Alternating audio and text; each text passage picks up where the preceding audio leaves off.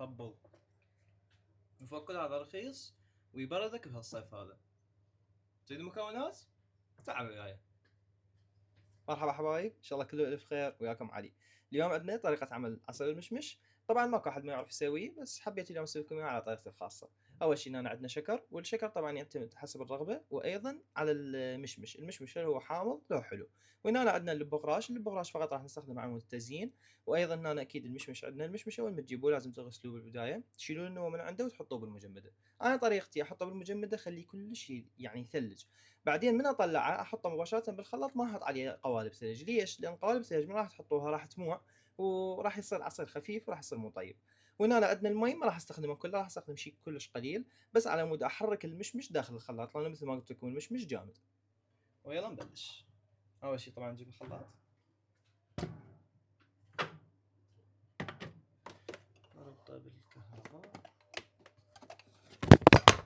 ونوقع المي.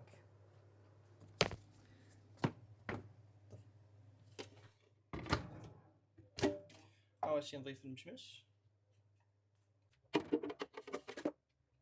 بعدين نضيف الشكر مثل ما قلت لكم حسب الرغبه.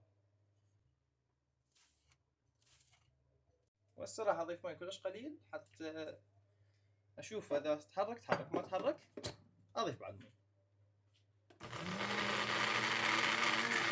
نضيف شوي مي حتى يتحرك، لان مثل ما شفتوا هسه ما تحرك عندنا. طبعا بعد ما راح اضيف بعد مي لانه اساسا ضفته هوايه، فراح احركه يدويا. وهسه نشغل.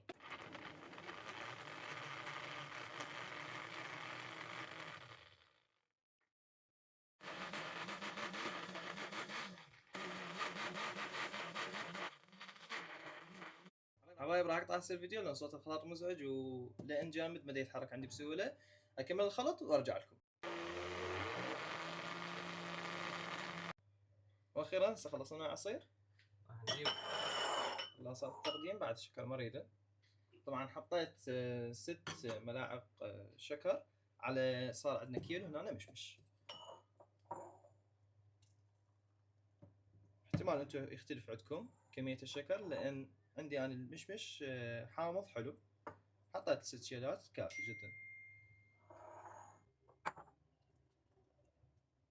زينه طبعا بالبغراش شوي هنا.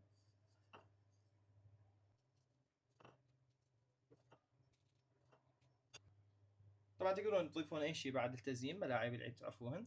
وجربوا الطريقه، كتبوا لي اياها بالتعليقات ان شاء الله تنجح عندكم. وهاي الفتره كلياتها راح انزل لكم عن العصاير اشياء بارده، بما انه احنا فتره صيف نحتاج لكل اشياء. واي شيء انتم تردوا بالتعليقات كتبوا لي اياه، وان شاء الله انا ارد عليكم واسوي لكم اياه. عليكم بالف عافيه ومع السلامه.